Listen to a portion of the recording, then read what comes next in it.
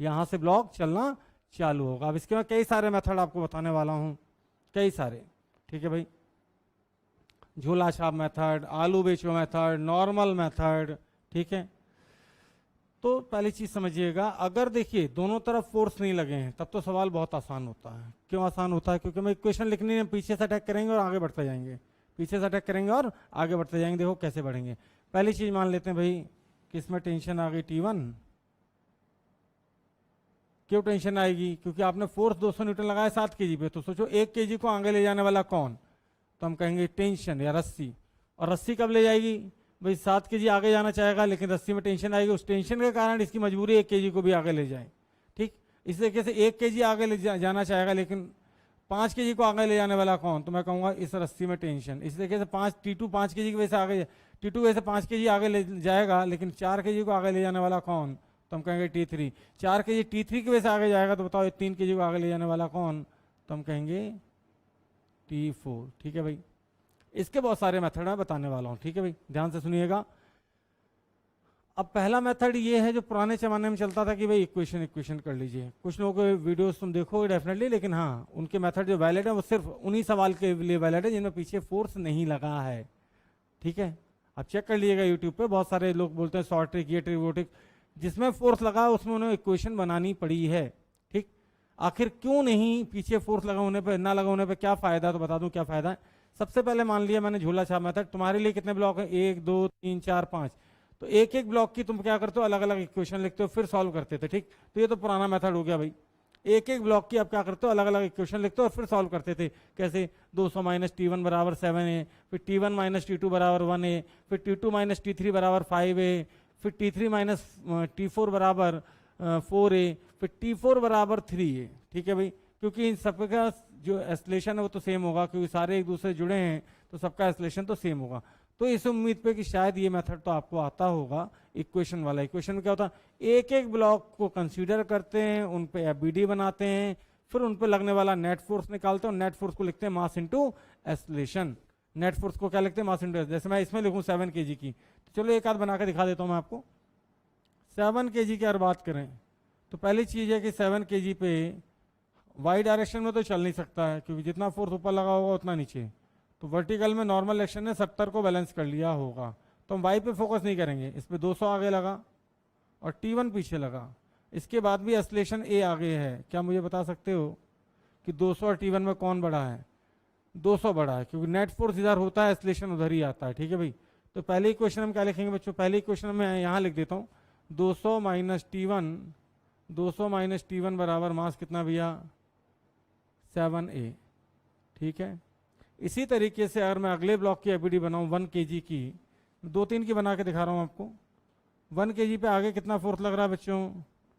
तो आगे लग रहा है T1 और पीछे लग रहा है क्या? T2। लेकिन ब्लॉक जा किधर रहा है? आगे। आगे का मतलब प्लस x में।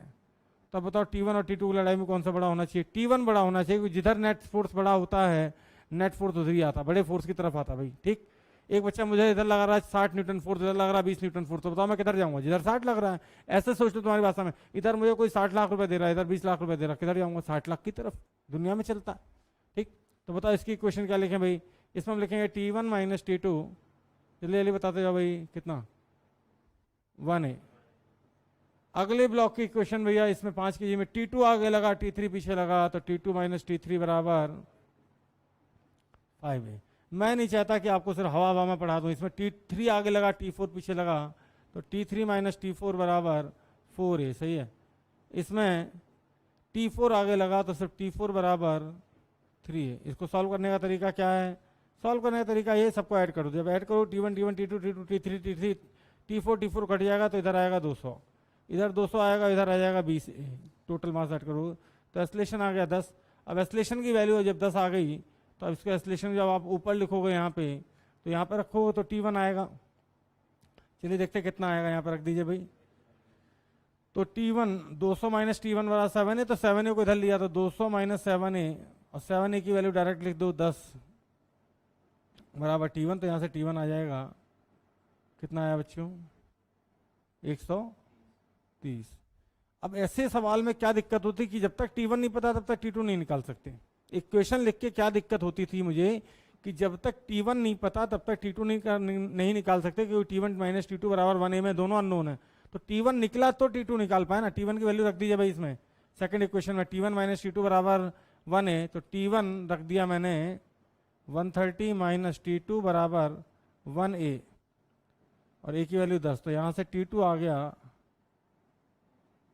120। ठीक है भाई, T2 120 आ गया, तो फिर T2 पता था तो मैंने T2 यहाँ रखा तो T3 आया, तो T2 माइनस T3 बराबर 5a, तो T3 बराबर सीधे लिख सकते हैं भाई T2 माइनस 5a। ये सारी क्वेश्चन सॉल्व कर रहा हूँ जानबूझ के आपके लिए सामने पूरा। T2 वैल्यू मुझे पता थी 120 माइनस 5a किया कितनी आई है 70, सही है। अब T3 पता है तो T4 निकल सकता है, लेकिन T4 की एक खास बात है, इधर से भी निकल सकता है इधर से भी निकल सकता है। तो बताओ T4 कितना लिखते हैं 3 इंटू ए, T4 कितना लिखते हैं 3 इंटू ए, तो T4 आ गया भैया 30। ठीक है, तो ये आंसर होते थे, आप खुद देख सकते हो। जब मुझे इतना टाइम लग रहा है तो आपको तो ज़्यादा ही टाइम लगेगा इससे। लेकिन सबसे बड़ी समस्या पता है क्या है, समस्या ये है कि सवाल में उसने सिर्फ डायरेक्ट मुझसे T3 पूछा, क्योंकि सवाल में 5 पार्ट नहीं पूछते कभी भी, ऑब्जेक्टिव है तो सिर्फ एक पार्ट पूछ लिया T3, T2 पूछ लिया, T4 पूछ लिया। ठीक है भाई, ठीक।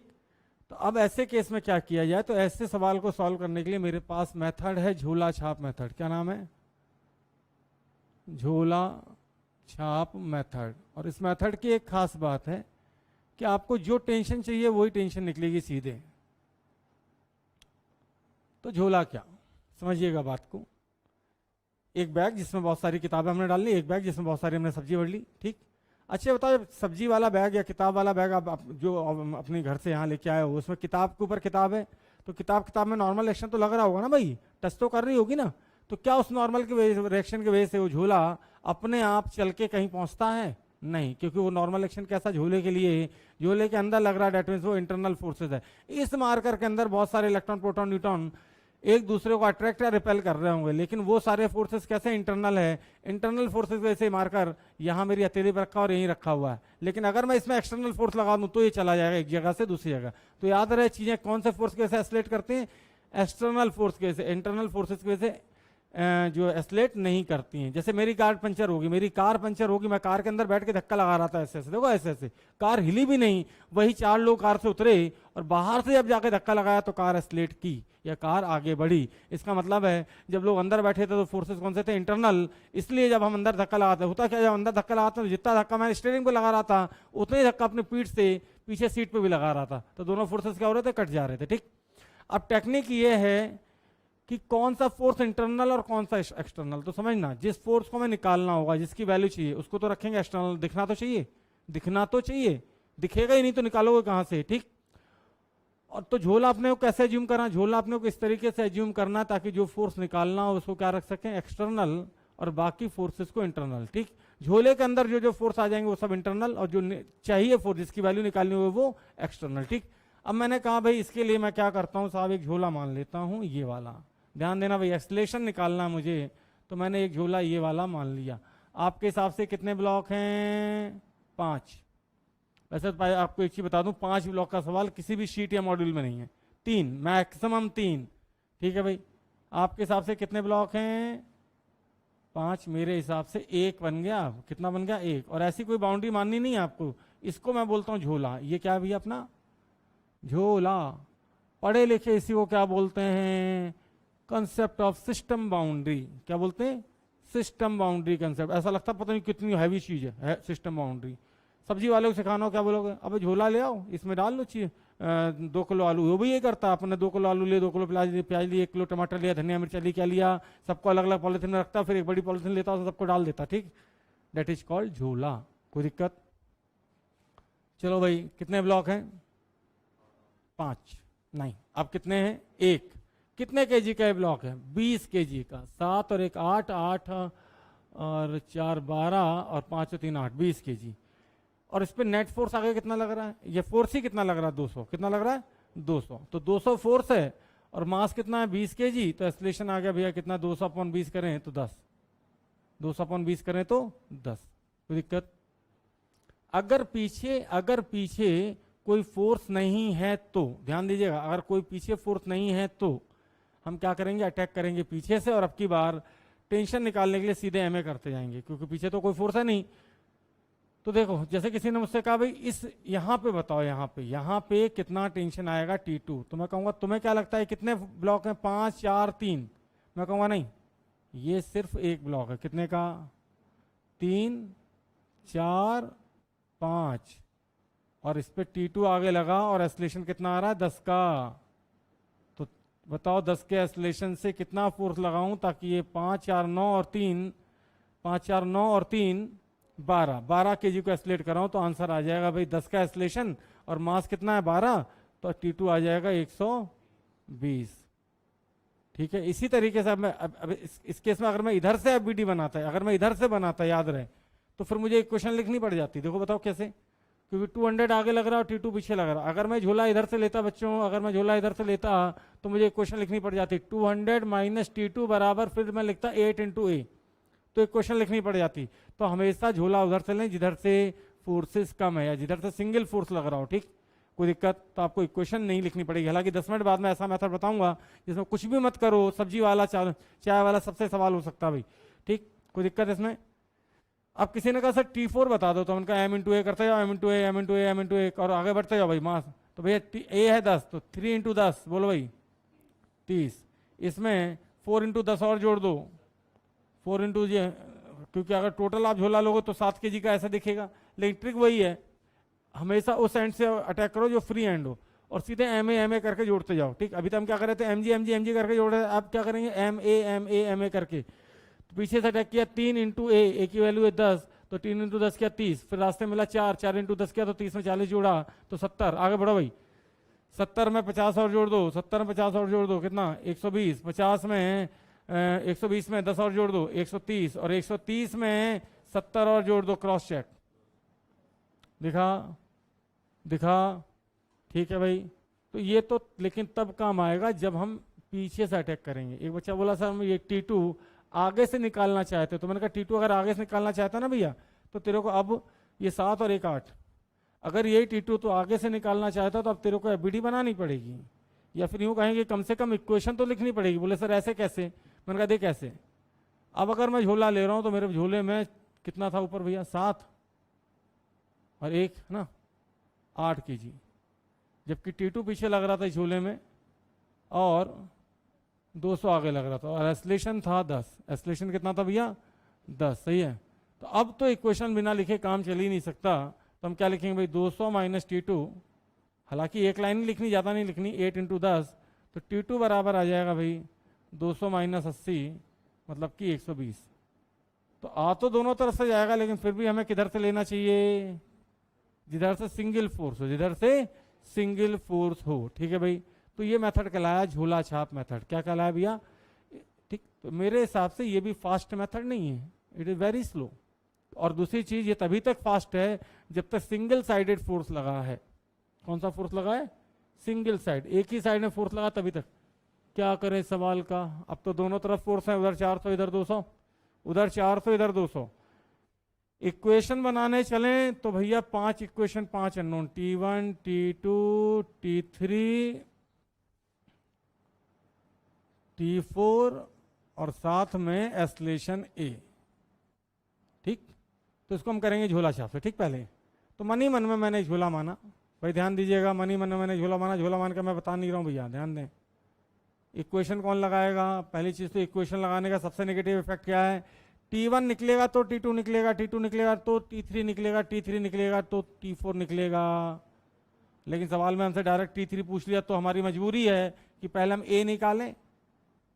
मजबूरी क्या है भाई? मान लीजिए सवाल में हमसे डायरेक्ट T3 पूछ लिया, तो हमारी मजबूरी क्या है? पहले तो हम 5 इक्वेशन लिखें, और मान लीजिए 10 ब्लॉक लगा दिए तो पहले 10 इक्वेशन लिखो, फिर A निकालो, उनको ऐड करके, फिर A से T1 निकलेगा तो T2 निकलेगा, T2 निकलेगा तो T3 निकलेगा। ये बहुत बड़ी एक लिमिटेशन चल रही थी लंबे समय से इक्वेशन लिख के सॉल्व करने की, जबकि मामला था ऑब्जेक्टिव का। ठीक, कहने का मतलब फरारी के ज़माने में लोग बैलगाड़ी चलाना चाह रहे हैं। ठीक है भाई, आएगा भी फरारी वाला आएगा, अभी अपन होंडा सिटी पे चल रहे हैं। ठीक है, चलिए। तो भाई ठीक है भाई, एक ब्लॉक दिखा तो हमें देखा भाई 400 न्यूटन फोर्स आगे और 200 पीछे, दिखाई दे रहा होगा। 400 आगे 200 पीछे, तो नेट फोर्स कितना? 400 minus 200, 200 divided by total mass 20 kg। तो यहाँ पे भी एस्लेशन आ गया 10 का। अब लेकिन इस मेथड की कोई खास बात नहीं, इस मेथड की खास बात यह है कि चाहे मैं मान लो मुझे T3 निकालना, चाहे मैं आगे से बनाऊं या पीछे से बनाऊं, हर जगह से 2 फोर्स आ रहे हैं, हर जगह से 2 फोर्स आ रहे हैं। देखो सही, अगर मान लो T3 निकालना है तो मैं कहूंगा कि यार इधर से देख लो सिस्टम या इधर से देख लो, हर तरफ से 2 फोर्स का सामना करना पड़े, और 2 फोर्स आने का मतलब ही इक्वेशन लिखनी पड़ेगी। सिंगल फोर्स होता है तो हम क्या लिखते हैं, सीधे मास इनटू एक्सीलरेशन, फिर अगले मास में गए सीधे मास इनटू एक्सीलरेशन, फिर अगले मास में सीधे मास इनटू एक्सीलरेशन करके ऐड करते जा रहे थे, जैसा आपने देखा अभी पिछले सवाल में। लेकिन अब मजबूरी है, अब किसी ने कहा T2 निकालना है, तो T2 के केस में आप इधर से भी सिस्टम ले सकते हो, इधर से भी झोला ले सकते हो, आपकी मर्जी पड़े, बस T2 को झोले के बाहर रखना है, ठीक। और ऐसे केस में अगर मैं झोला, एक काम करता हूँ, T2 इधर से निकाल देता हूँ, T3 इधर से निकाल देता हूँ, ठीक। तो अगर मैं झोला छाप मेथड लगाता भी हूँ मान लीजिए, तो भी मुझे एटलीस्ट इतना लिखना पड़ेगा। इस मेथड में कोई बच्चा पूछे कि सर जी आपने T1 क्यों नहीं लिया, इस मेथड में कोई पूछ सकता है बच्चा T1 क्यों नहीं लिया, तो मैंने कहा T1 इसके अंदर है ना, देख गौर से, T1 जितना इधर लगा उतना इधर लगा, देख जाएगा गौर से, T1 जितना इधर लगा इतना इधर लगा, equal and opposite, internal force cut गए, ठीक है। तो ऐसे केस में फिर मजबूरी ये फंस रही थी भैया, एक्सीलरेशन तो चलो हमने निकाल लिया था भाई, पूरे सिस्टम को बाउंड्री में लिया और एक्सीलरेशन निकाले, कहने मतलब सारे ब्लॉक को मैंने झोले बंद किए, झोले में सारे ब्लॉक बंद करने के बाद T1 T2 T3 T4 सारे इंटरनल हो गए, अब मुझे सिर्फ एक्सटर्नल फोर्स ही दिख रहे हैं, ठीक, इसलिए उनका इफेक्ट नहीं आया, ठीक है भाई। तो 400 माइनस T1, क्या इक्वेशन लिखेंगे, 400 माइनस T2 बराबर 8A, तो T2 बराबर 400 माइनस 80, 400 माइनस 80 करेंगे तो 320 आ जाएगा, ठीक है भाई। इसी तरीके से अगर किसी ने कहा सर T3 बता दो, तो मैं कहूँ T3 की वैसे भी इक्वेशन उधर से बनानी चाहिए, अगर दोनों तरफ से ही फोर्स लगा, जिधर से नंबर ऑफ ब्लॉक कम हो। तो T3 निकालने के लिए मैंने क्या किया, इधर से कर लिया भाई, 3 + 4 इधर T3। आप चाहें और वेरीफाई करना चाहें कि भाई सारे आंसर आपके सही है नहीं है, तो आप इक्वेशन बना के भी सॉल्व कर सकते हो। फिर एक बच्चा बोला सर जी मैं क्या करूं, ध्यान देना भाई। तो अभी इसमें T3 बराबर क्या आ जाएगा बच्चों, T3 माइनस 200 बराबर, T3 माइनस 200 बराबर क्या, 7A और A की वैल्यू है 10, तो T3 आ गया भैया 270, ठीक है। तो अब मुझे एक ऐसा मेथड चाहिए था जिसमें, अब कोई बोले T4 बता दो, क्या बोले T4 बता दो, तो T4 की इक्वेशन कोई बच्चा लिख सकता है। T4 के लिए तो हमें सिर्फ एक इक्वेशन, T4 आ गई और 200 पीछे और एक्सीलरेशन आ गई, तो क्या इक्वेशन लिखेंगे, T4 माइनस 200 बराबर 3 है। पूरे ब्रह्मांड की सारी ट्रिक बताऊंगा आज भैया, तुम सोच भी नहीं सकते।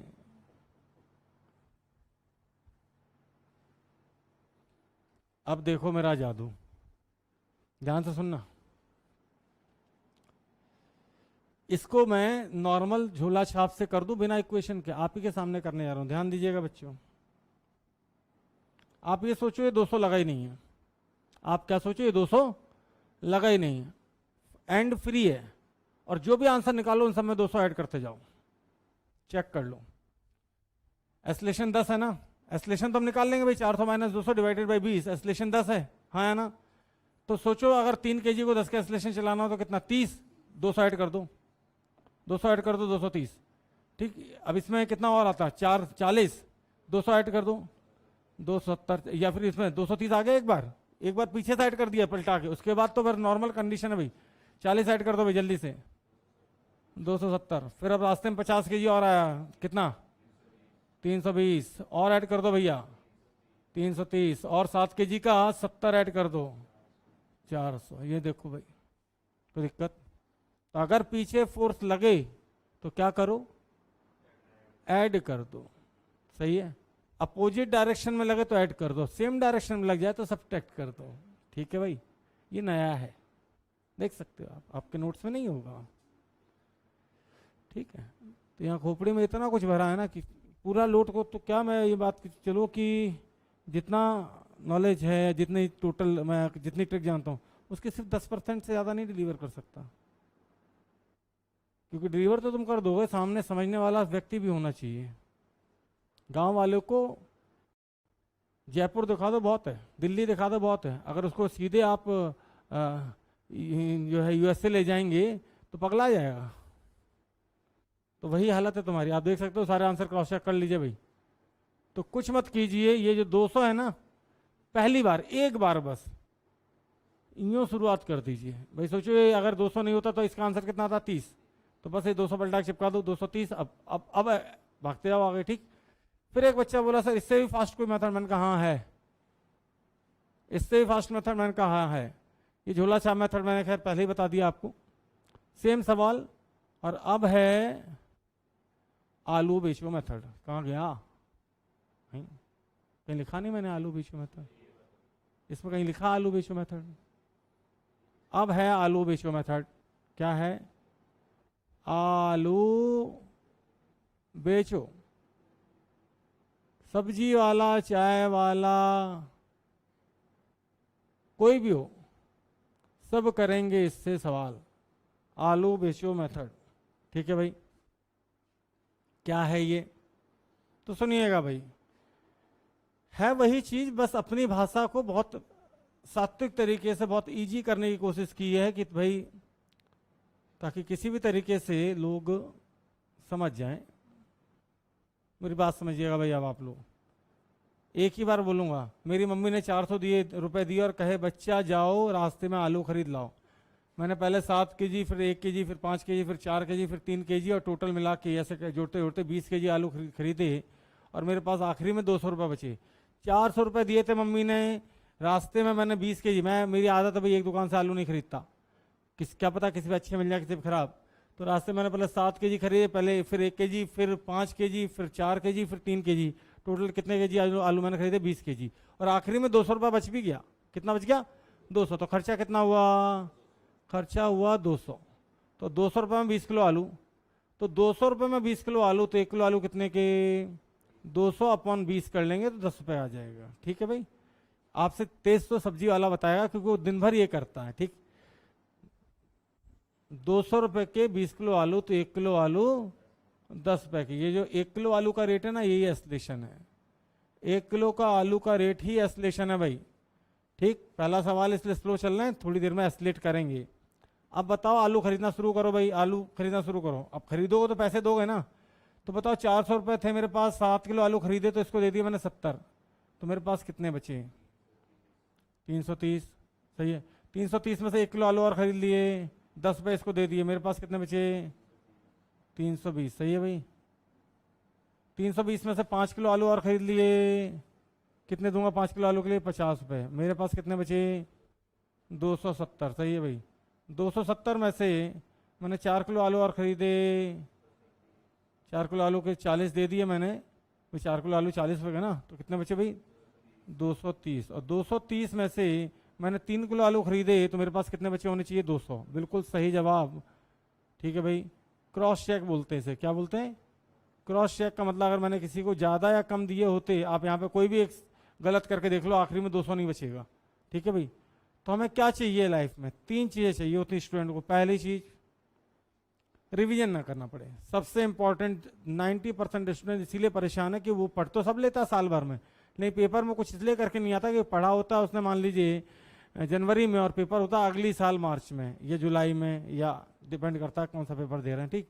तो 8 महीने के बाद आज मैं आपसे कुछ पढ़ाऊँ, 8 महीने के बाद एक्सपेक्टेशन करूँ कि भाई आपको 8 महीने बाद कोई चीज़ याद रहेगी, इम्पॉसिबल है, जब तक कि उस बात को आप लगातार दोहराते ना रहें, रिवीजन ना करते रहें, ठीक। तो पहली चीज़ प्रॉब्लम थी क्या की कि सर रिवीजन करने में बहुत दिक्कत होती, सबको रिवाइज ही नहीं कर पाते। दूसरी चीज़ होती है कि सर पेपर में नेगेटिव मार्क्स आ जाते हैं। तो मैंने कहा ऐसा मेथड ढूंढना पड़ेगा जिससे गलती होते ही बच्चे को तुरंत पता चल जाए कि मैंने गलती की, सवाल खुद ही सीखे कि यार तूने गलत कर दिया। आप यहाँ कहीं पे भी ज़्यादा देख लीजिए, -50 दे दीजिए, अपने आप आपको समझ में आ जाएगा आगे हिसाब गड़बड़, ठीक।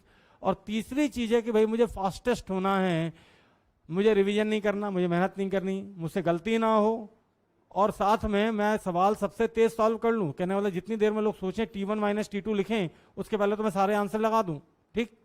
तो तीनों चीज़ें इस एक मेथड में हैं, ठीक है भाई। अब देखिए इसका उल्टा भी आप सोच सकते हैं। आइए अलग कलर से चलते हैं। इसका उल्टा भी आप सोच सकते हैं। किसी ने कहा सर डायरेक्ट आपको T3 निकालना हो तो मैंने कहा कोई बात नहीं, एक ही बार में आलू खरीद लो ना। किसने कहा डायरेक्ट T3 निकालना, आ जाओ बच्चा। 7 और 1 8, 8 और 5 12, सीधे 120 माइनस किया, 400 में से 120 माइनस किया, सीधे 13 है। 7 5 12 और एक 13 केजी के लिए सीधे 130 माइनस किया। आप देख सकते हो यहाँ पे 1 सेकंड के अंदर आंसर है। कहने का मतलब जो पीछे से चलने वाला मेथड था ना, उसमें भी जब हम इसका निकालते थे तो इसका निकाल पाते थे। ठीक, इसमें हम फटाक से आंसर निकाल सकते हैं, कोई दिक्कत। एक बच्चा बोला सर अगर आप इसका निकाल दो तो मान जाए T2 का। मैंने कहा T2 के लिए बोल भाई जल्दी से, कितने किलो आलू खरीदे T2 तक? 8 किलो। तो 8 किलो का 80 हुआ, 400 में 80 किया, सीधे 320 आंसर एक ही सेकंड में। ठीक है भाई, और एक यहीं पे भी लगाया जा सकता है। एक बच्चा बोला सर जी पीछे से आगे बढ़ सकते हो। मैंने कहा देख, आगे बड़ा फोर्स है और पीछे छोटा है, इसका मतलब आगे से पीछे जा रहे हैं तो घटाएंगे और पीछे से आगे जा रहे हैं तो बढ़ाएंगे। अब आप बन जाओ आलू बेचने वाले।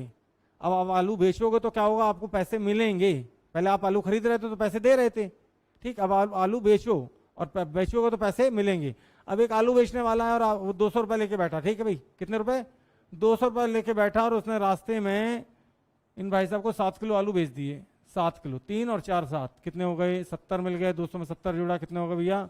270। देख सकते हैं आप आलू बेचने वाले हो, आपने रास्ते में, हटाओ साहब, एक ही बार में इतने आलू बेच दिए सीधे। बोलो भाई कितने हैं ये?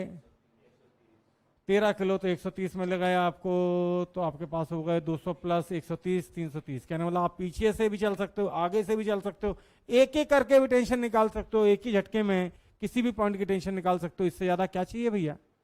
ठीक, एक ही झटके में कोई कह रहा है T3, हट से मारा यूं और इधर से लंबे लग रहा है तो इधर से मार दो। याद रहे, उधर से अगर लंबा लग रहा है, नहीं जोड़ पा रहे हो तुम, 7 1 8 और 5 12 नहीं जोड़ पा रहे हो तो कोई बात नहीं, 4 और 3 7 तो जोड़ लोगे। समझ के बात को? सही है। तो उम्मीद करते हैं मेथड आपको पसंद आया होगा और यही इसकी स्ट्रेटजी थी। आ जाइए भाई, अब जो काम वहां पे रस्सी कर रही है वही काम यहाँ पे। ऐसे ब्लॉक सवाल भी तुम देखोगे जिसमें धक्का किसने दिया। वैसे बोलते हैं कॉन्टैक्ट रिएक्शन, लेकिन मैं कहूँ और मैं DTC या मेट्रो में जा रहा हूँ तो मैं अपन यही बोलते हैं, लोग खड़े हैं अबे धक्का किसने दिया, ये नहीं बोलते who is giving me contact reaction, किसने कॉन्टैक्ट में आकर रिएक्शन दिया। हाँ धक्का बोलते हैं शुद्ध हिंदी में बात करें तो, ठीक है भाई। तो contact reaction is nothing, simply धक्का। ठीक, तो भैया हम कहेंगे इधर लगा 400, लेकिन यहाँ 400 उल्टा लगाना है, मुझे ध्यान दीजिएगा, थोड़ा सा जल्दी में गलत लगा दिया। इधर लगा 400 और इधर से लगा 200, क्योंकि इसमें पुल की जगह पुश वाला केस है। देखो पुल की जगह क्या है? पुश वाला। ठीक, पुश, ये इधर ये इधर। तो मैं कहूँगा ओवरऑल एस्लेशन तो इधर आएगा। ठीक है भाई, क्या आप 1 सेकंड में सारे आंसर बता सकते हो? हाँ भाई मैं तो बता सकता हूँ। मम्मी ने 400 रुपये दिए थे, अब मैं डायग्राम गंदा नहीं करूँगा भाई। मम्मी ने 400 रुपये दिए थे, आखिरी में कितने बचे? 200। बड़े से छोटे की तरफ जाना है। मम्मी ने 400 दिए थे, आखिरी में 200 बचे, टोटल खर्च हुए 200। 200 रुपये 20 किलो आलू, तो 1 किलो आलू 10 रुपये का। 1 किलो आलू 10 रुपये का, तो 4 किलो आलू हैं 40 रुपये के। 40 400 में 40 दे दो जल्दी से, 360। 5 केजी का 50 दे दो, 310। 8 केजी का 80 दे दो हैं 230। 1 केजी का 10 रुपये दे दो, 220। और 2 केजी का 20 दे दो। क्रॉस चेक, आप देख सकते हो क्रॉस चेक, सारे आंसर आ चुके हैं। आपकी मर्जी है, आप इधर से इधर जा सकते हो। डायरेक्ट चलो भाई, 200 रुपये थे, आलू बेचने वाले बन जाओ। डायरेक्ट यहाँ का बता दो, 2 और 1 3 और 8 11, तो प्लस 110 आ करोगे। पक्का सही है? बिल्कुल सही है। तो उम्मीद है आपको मेथड बहुत आसानी से समझ में आ गया होगा। अब ये सब सवाल मॉड्यूल और शीट वीट में दे रखे हैं, रह जाओगे शीट का। 32 न्यूटन है, एफ फोर्स लगाया, बोले एक बार फोर्स हम लगा रहे हैं 5 केजी साइड से, एक बार लगा रहे हैं 3 केजी साइड से, बताओ उनके नॉर्मल रिएक्शन का रेशियो क्या है? ध्यान देना भाई, मम्मी ने 32 रुपये दिए, आखिरी में 0 बचे। 1 किलो आलू कितने का? 8 किलो आलू खरीदे, 832। 1 किलो आलू का रेट 4, कोई दिक्कत? अब सीधे मैं बोल सकता हूँ, एक तरीका तुम्हें पता है इसका, N1 की वैल्यू 12 आएगी, बताओ कैसे? 12 भाई, 4 के एस्लेशन से 3 केजी को ले जाने के लिए कितना फोर्स चाहिए? 12। सही है। दूसरा, अगर आपको ऐसे पसंद नहीं है ना, तो आप सीधे इधर आ जाओ भाई, आलू बेचने वाले बन जाओ। 0 रुपये लेके बैठे, 3 किलो आलू बेच दिए 4 रुपये किलो के हिसाब से, तो 12 आ गया। ठीक, यहाँ पे देखो भाई, एस्लेशन तो वही आएगा 4, हाँ या ना? कैसे 4 आया? अरे वैसे तो 8 32/8 डायरेक्ट कर सकते हो, 32/8 डायरेक्ट कर सकते हो। अब सोचो 4 के एस्लेशन से 5 को ले जाना, तो कितना फोर्स चाहिए? 20। तो आंसर सीधे आ जाएगा भैया, कितना? 12/20, या फिर यूँ कहें, थोड़ा सा काट दो भाई, 6/5, नहीं 3/5। तो ऐसे सवाल नॉर्मली नीट में, मेंस में, एम्स में भी आए हुए और इनको करने का जो एवरेज टाइमिंग होना चाहिए मेरे हिसाब से 5 सेकंड से ज़्यादा नहीं लगना चाहिए। कितना? Not more than 5 second. ठीक। आओ भाई, 120 रुपये में कितने किलो आलू है? ये देखो, 15 15 30, तो 1 किलो आलू कितने का? 4 रुपये का। अब 4 के साथ बढ़ते जाओ भाई पीछे जल्दी से। 15 चौको 60, 60 में जल्दी बोलो 40 और जोड़ दो 100, 100 में 4 5 20 और जोड़ दो। देखो क्रॉस चेक, आंसर बिल्कुल सही है। ठीक, कोई दिक्कत? सिंपल सवाल में तो सीधे पीछे से हो जाएगा और कोई दिक्कत ही नहीं है। ठीक है, कोई दिक्कत? आइए भाई, 40 2 5 3 सीधे कितना है भाई? 4। टोटल मास कितना है? 10 है। 5 3 2 10 है। तो एक्सलेशन कितना है? 4। अब 4 रुपये के हिसाब से भैया शुरू हो जाओ, पीछे शुरू हो ना। 3 किलो आलू कितने के हैं? 12। ठीक है, 12 में 5 किलो आलू और कितने के होते हैं? 5 किलो आलू 20 रुपये के, तो 32। 2 किलो आलू 4 दूनी 8। सही है। तो उम्मीद करते हैं ऐसे सवाल आप फटाफट कर लेंगे, कुछ ही सेकंड्स लगेंगे आपको। ठीक है भाई, अब हम बढ़ते हैं आगे।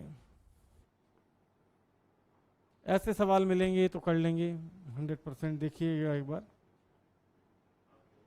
हो गया 2 3 5। कितनी देर लगेगी सवाल सॉल्व करने में? 10 रुपए के 10 किलो आलू, 10 रुपए के 10 किलो आलू, तो 1 किलो आलू कितने का? 1 रुपए का। पीछे शुरू करो या आगे से? पीछे से। तो 5 एकम 5, 5 और 3 8, 8 और 2 10। आ गया भाई सारे फोर्सेस। लो, नॉर्मल नॉर्मल रिएक्शन जितना निकालना था आ चुका है। ठीक है भाई, आइए आगे चलते हैं। हाँ भाई, ऐसे एक रास्ता लगा दिया अब इन 2 ब्लॉक, एक ब्लॉक 5 kg, एक ब्लॉक 5 kg, और रास्ता है 2 kg, और रास्ते के बीच में टेंशन पूछी है, और रास्ते के एंड पे और रास्ते के इस एंड पे टेंशन। तो इनका रास्ता है ना, टोटल कितना मास का है? 2 kg, और बीच पे टेंशन पूछना चाहते हो ना, इसका मतलब 1 kg इधर 1 kg इधर। तो मेरे लिए सवाल बन चुका है ये, देख लीजिए भाई। बस मैंने क्या किया, इसका मुंह इधर है ना, मैंने उल्टा बना दिया, कोई दिक्कत? और 2 ब्लॉक बना दिए, 1 kg और 1 kg है, कोई दिक्कत? जहां से शुरू हुआ सी पॉइंट, वो सी पॉइंट तो ये आ गया। 5 kg क्रॉस करते रस्से का सी पॉइंट, रस्से का सी पॉइंट, फिर बीच में रस्सी का बी पॉइंट, तो 1 kg का रस्सा और बी पॉइंट, फिर 1 kg और क्रॉस किया तो ए पॉइंट, फिर 1 kg और क्रॉस किया तो ए पॉइंट, और फिर 5 kg के। कितने सेकंड लगेंगे? अब फोर्स लगाया इसने तिरछा, तो याद रहे तिरछे को हमेशा सीधा कर लेना। आगे ले जाने वाली जिम्मेदारी है 12 के पास, क्योंकि 24 का cos 60 करेंगे तो 12 आएगा। ठीक है भाई, कोई दिक्कत? 12 पॉइंट टोटल मास बताओ रहे कितना है? 12। तो एस्लेशन आ जाएगा 1। कितना आएगा? 1। पीछे से अटैक करेंगे, आगे से पीछे से। 1 5, बोलो भैया 6 7 और 5 12। क्रॉस चेक, सही आंसर, कोई दिक्कत?